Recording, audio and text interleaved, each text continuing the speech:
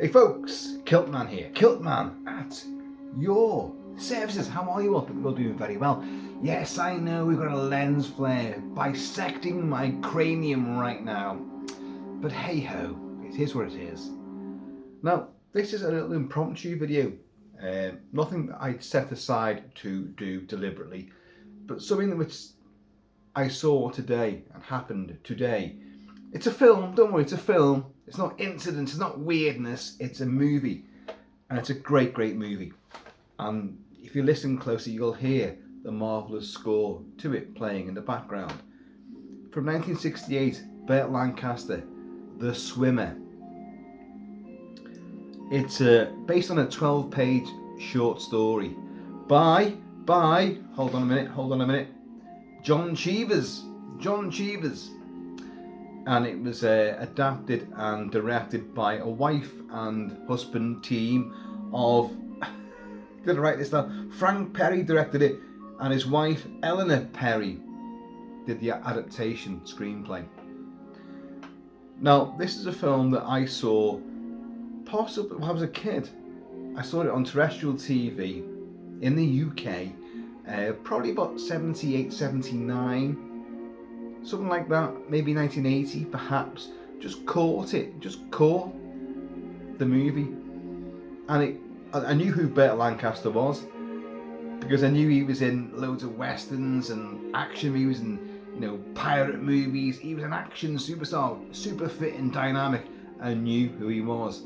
I would get to know him a lot better, well, not him personally, with my dad's involvement in the film Zulu Dawn. My dad supplied lots of weaponry and uniforms for the British soldiers who fought the Zulus in the movie depiction of the Battle of Isandlwana, Zulu Dawn. And Burt Lancaster played Lieutenant Colonel Durnford. Injured arm wrapped into his tunic, and fantastic. Now, Burt Lancaster was an incredibly fit, agile, athlete, and he showed his body off a lot. This is pre-Stallone and Schwarzenegger and all that, but he was big, he was tall, but a great actor, but had the musculature to be, wow, you want to be that guy. But he had pathos as well. He had a huge beguiling melancholy in those big, huge, warm eyes of his. And this film, The Swimmer, set in LA, set in and around the grounds and the swimming pools of LA, it tells the story of a guy that you don't know who he is at the start. You get to know him throughout the movie.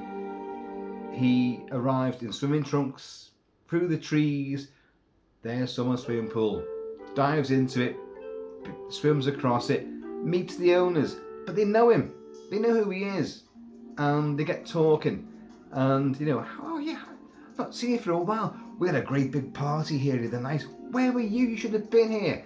And he's like, he gets to know them, and other people arrive, and they all know him. Ned, whatever his name is. You can tell I've got no notes on this movie, really, because here's the thing, folks. I watched this film way back when I was a kid, and it absolutely blew me away. And then, many years went by, I didn't see it again. And I worked with a guy called John Driscoll, way back, this is back in the 90s, and I was into movies, but you're just working away. This was pre-Marines, this was pre-doing proper movie reviewing, and way before this sort of stuff. And but we and him got to know each other pretty well, bevies and all that, like, you into this movie, into that movie, and he said, you ever seen a film called The Swimmer? And I went, with Burt Lancaster? And he went, yeah, with Burt Lancaster. And I went, God, it blew me away. I don't even know why it blew me away. It was just so sensational, so weird and so melancholy and so uplifting yet tragic. And he went, exactly. He said, exactly that. He said, this is what he said to me. He said, like, in this world, there are people that have seen The Swimmer and people that have not seen The Swimmer. You can say that about anything, but I knew what he meant. It was like, if you've seen it, you understand something about life. If you haven't seen it, then you may. Until you've seen it, you're never going to get this little pinch point, this little, bollock hold of life, which is the swimmer.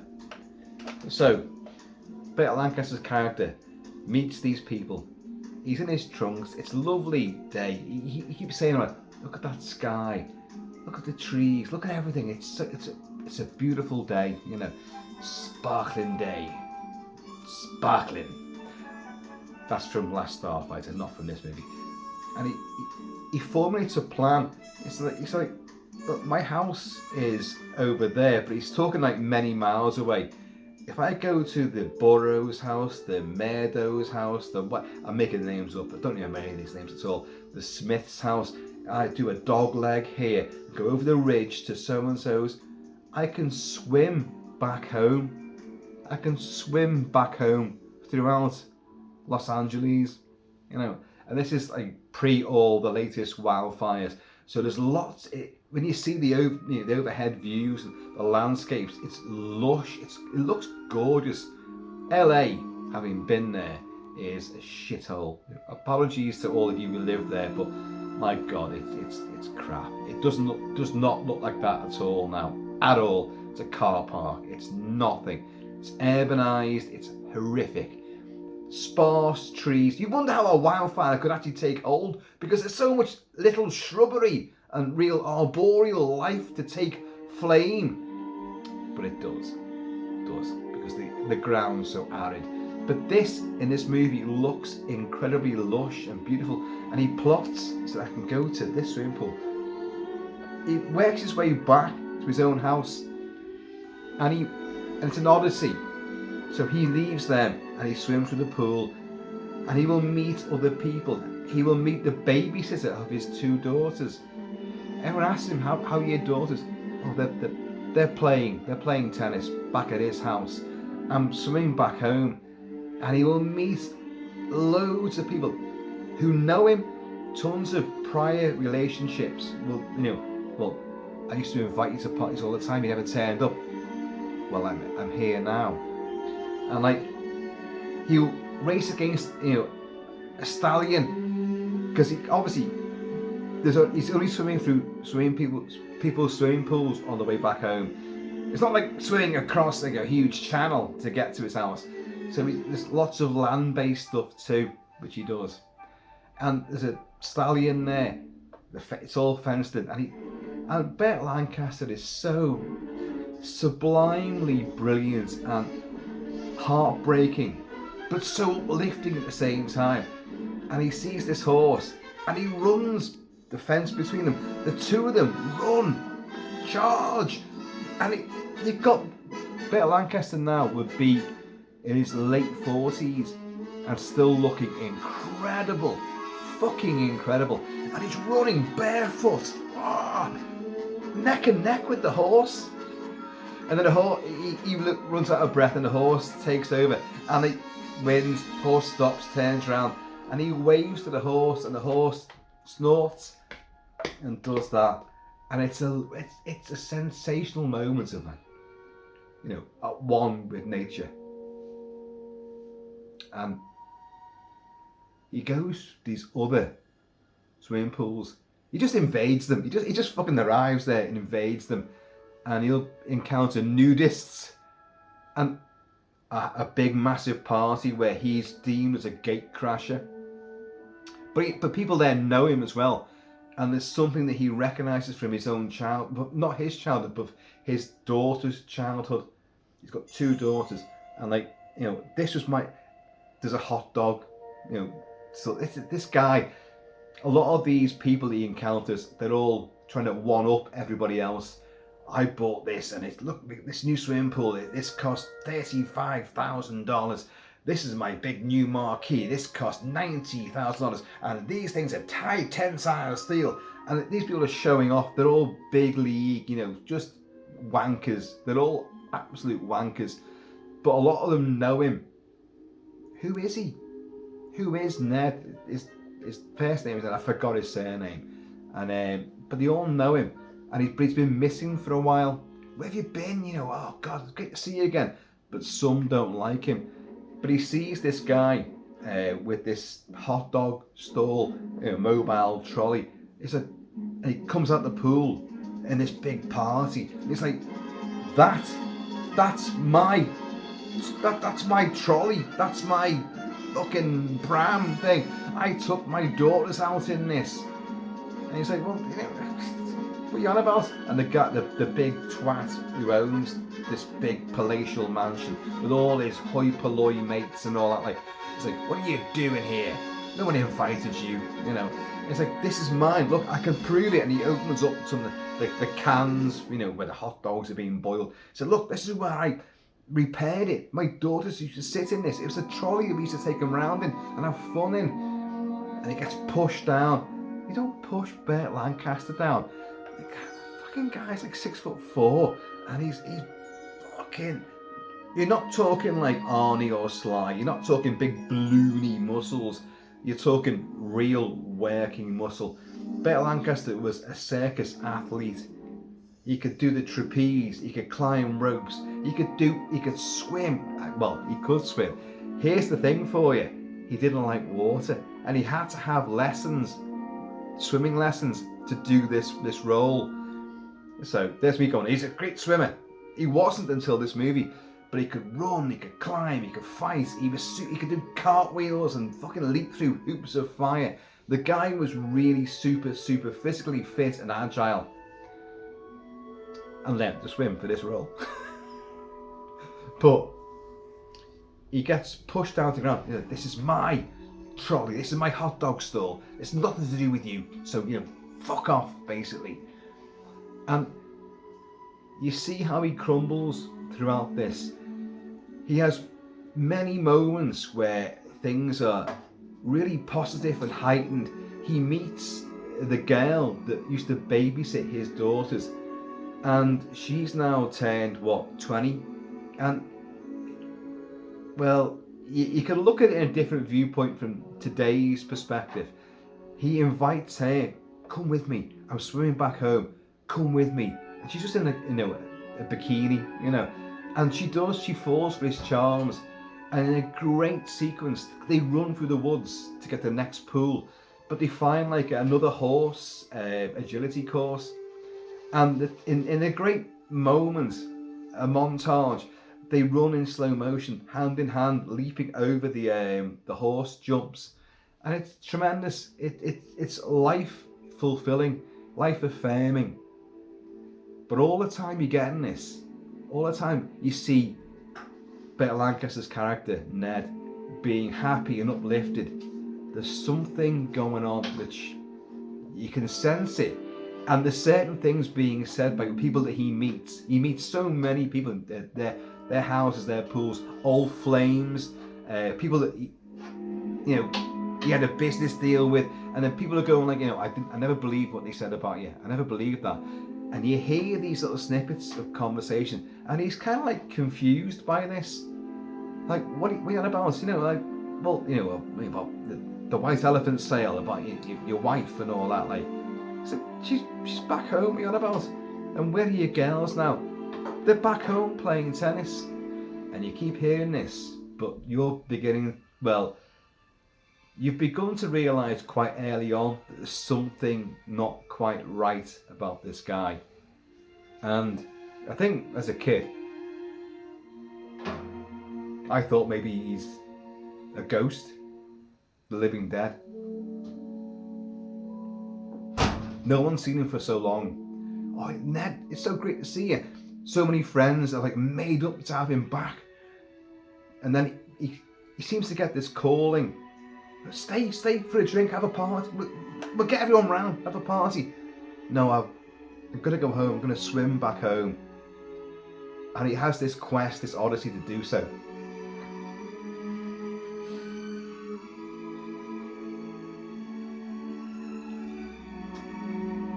As I say, there's all these uplifting moments, jollity, fun, but they come undone each time. And you're thinking, God, where's he going to go with this? And of course, see, I'm cutting this short now because I don't know the film and the inside out and the background to it, the production of it. I don't know all that too well. Ordinarily, I'd give you all the background info. It's just the film itself. And it's like a Twilight Zone story, really, in many ways. He finally will get... He has many more meetings with people that don't like him, many more reminiscences, and more little clues will come in about the backstory of who he is and what's happened. And then the rains come down. It's been foretold that, you know, there's a guy going like, oh, you've got Burt Lancaster going like, it's a beautiful sky, look at it, it's beautiful. Look at the sunlight and look at the trees. It's beautiful. And this guy goes like, well, with his new rotavator, his new, you know, fucking hell, what do you call it for cutting grass? A mower. He's got a new fucking mower, and he's going like, God, get it to work. He's going like, that cloud there, I don't like the look of that cloud. And he's going, no, it's beautiful, it's just beautiful. But the rain does come down, and he will end up back at his house. The house, he said, I can get to it, I can swim through various pools and run across the land, and I can get to my house. And when he gets there,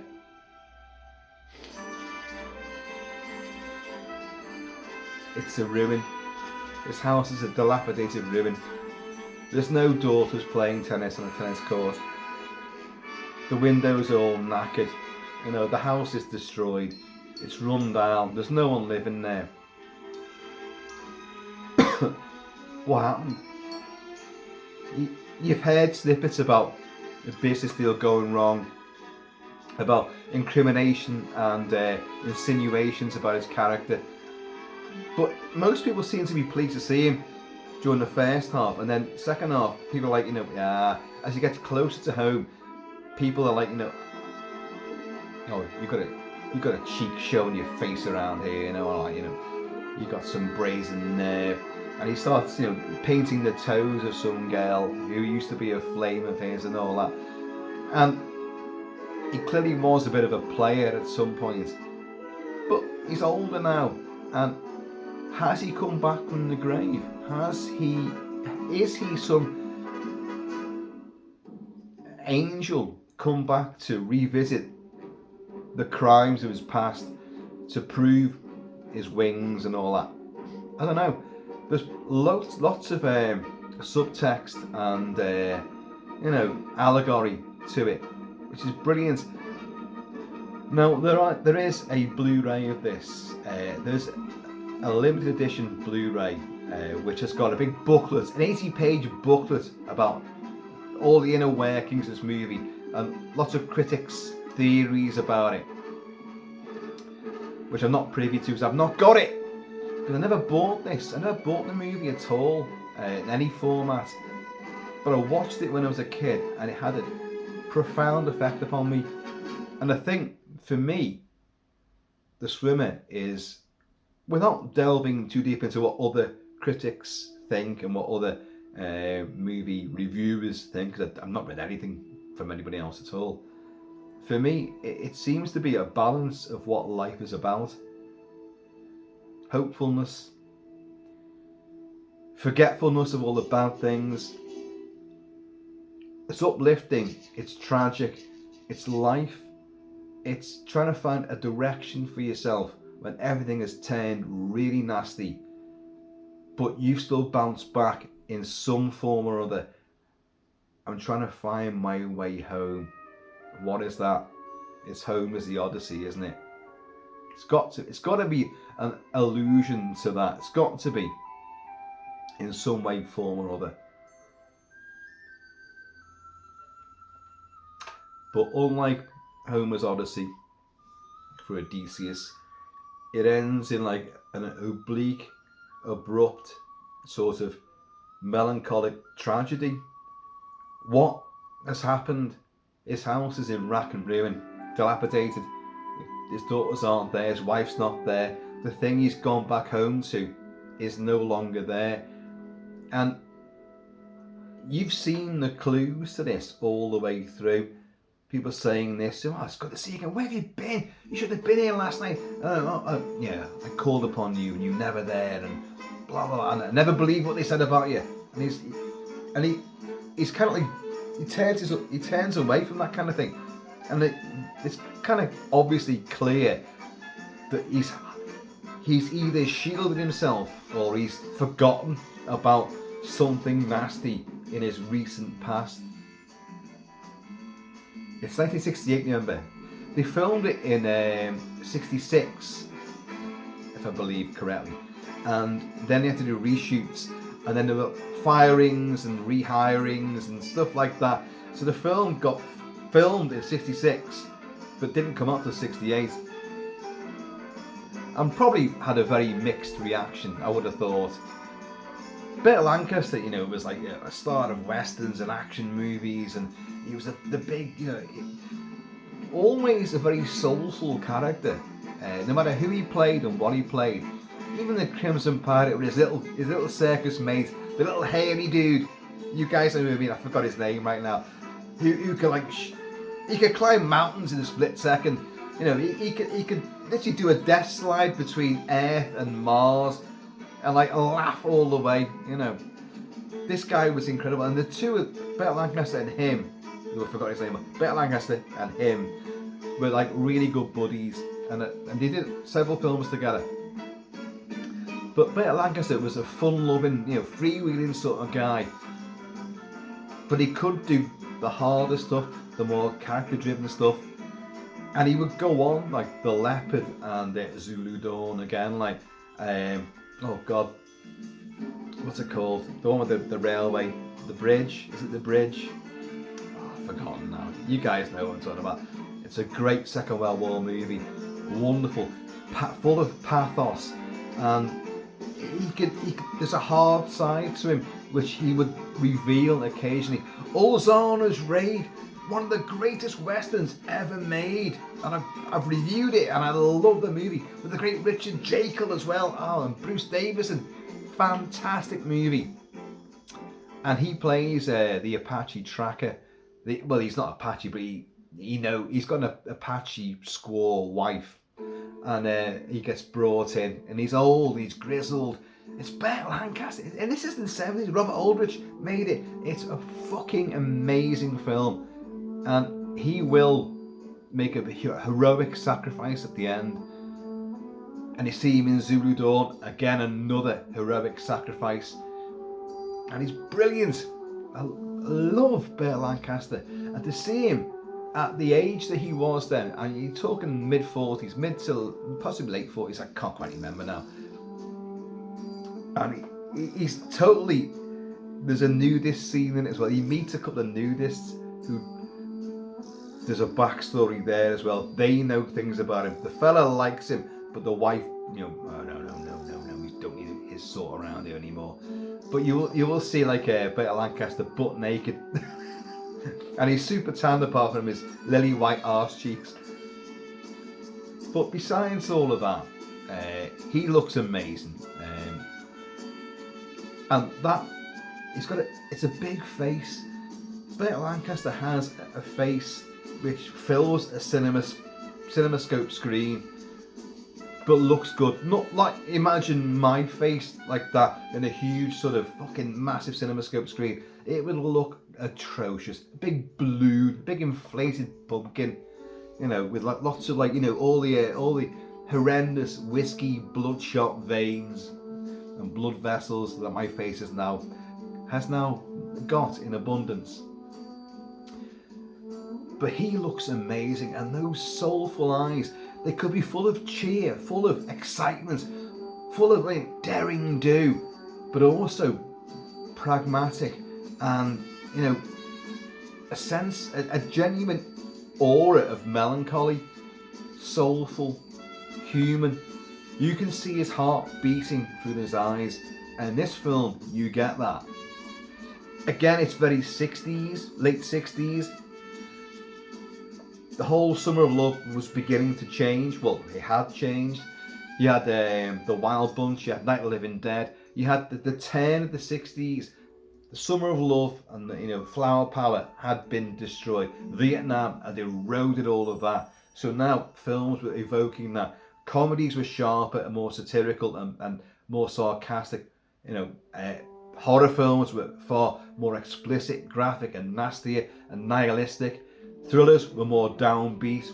The hero didn't win at the end, And then you had people like Burt Lancaster who you thought, oh, you can depend on, it's Big Burt. And then you get this, a character-driven bizarrity, which is all over the show. I think the original short story is 12 pages long. So the film added in characters and situations and scenarios, but it's all very much in keeping with the original short story. I think, I've not read it, to be honest, but the character and the denouement and the Odyssey is the same, but the film just elaborates upon it. He meets a little kid who's playing a flute at one stage, and in their pool isn't full of water. So, and the kid's playing a flute, and Burt Lancaster comes upon this guy, this little lad, and the lad can't swim, so he takes him down into the waterless pool and teaches him how to use his arms and swim, and they go from one end to the other and then they get back up top again. And so it's good to meet you and all that. It's an uplifting moment again. It's a meeting of minds, and he's given some knowledge to this little lad, and as he goes, like, I'll see you later, and he walks off, and then he hears boing, boing, boing, and he stops and thinks, what? The kid's on the diving board, there's no water in there. So he runs back, and the kid is just buoying you on the diving board, and he grabs him and shouts at him, like, what are you doing? You're gonna die, there's no, you're gonna kill yourself. You can't swim, I've just taught you to swim. And he's like, oh, I wasn't gonna jump off, there's no water in there. But imagine if he had fallen off, he'd have broke his legs, his neck, his back, whatever, he'd have broke something. So Ned, Burt Lancaster's character, has done the right thing, and he just hugs him.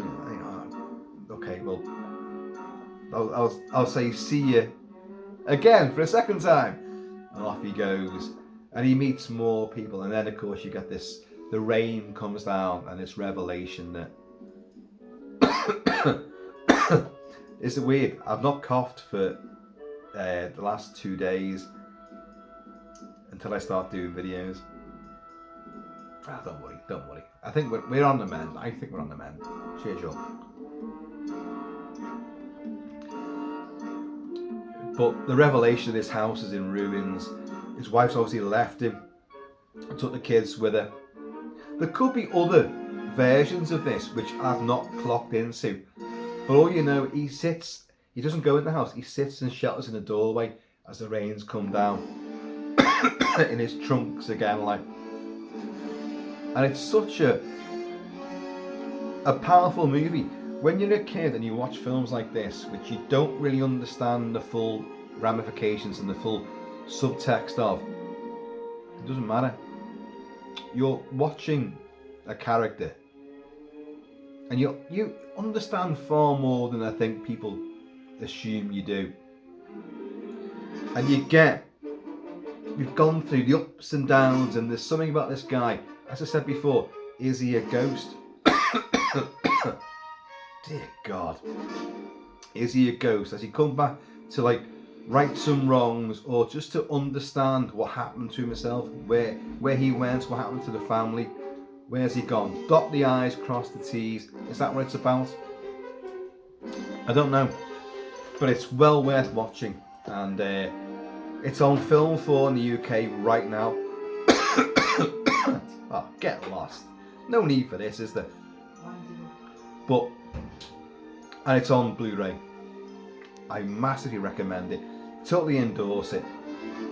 That's not a full review there. Thank God, because my throat wouldn't last it. Cheers, y'all. It is bizarre. Maybe it's the cares. I've spent the last 2 days without coughing at all. Then I start doing a video and the cough comes back. It's because I'm like that, innit? Yakety yak. Annoying, isn't it? Yeah. Imagine living with this throat. Not easy. But yeah, Marvin Hamlish's score is fantastic. Very 60s. Burt Lancaster is incredible. The swimming pools are beautiful, idyllic. LA looks incredible. God, you want to be there. I'd run alongside him and swim alongside him.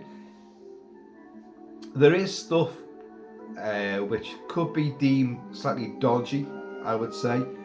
He meets the girl that used to babysit his daughters, and he implores her to come with him on this Odyssey, which she does, and they, as I say, they go running through a horse paddock and running over horse jumps and all that.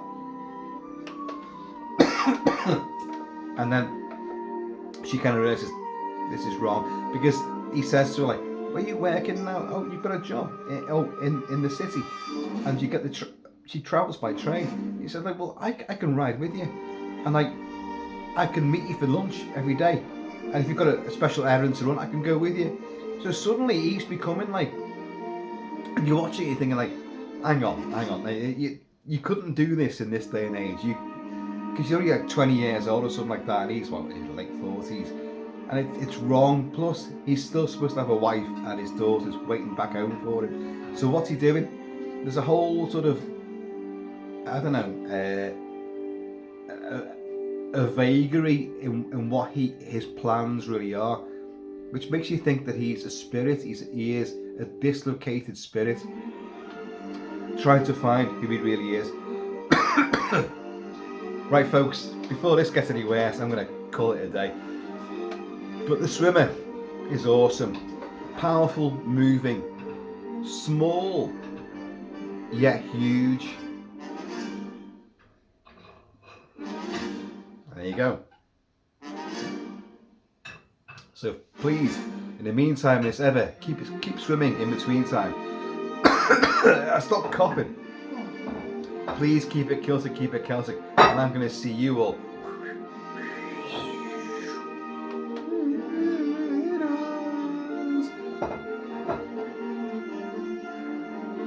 down the gods. What's happened? The gods of coughing, the gods of tickly throats have gone like, ha ha ha, you've been out, you've had a few whiskies, you think you're happy and you're going to have a great time. Well, screw you. Let's annoy your throat and your tonsils, and let's make you cough and gasp and wheeze all over again. Bastards.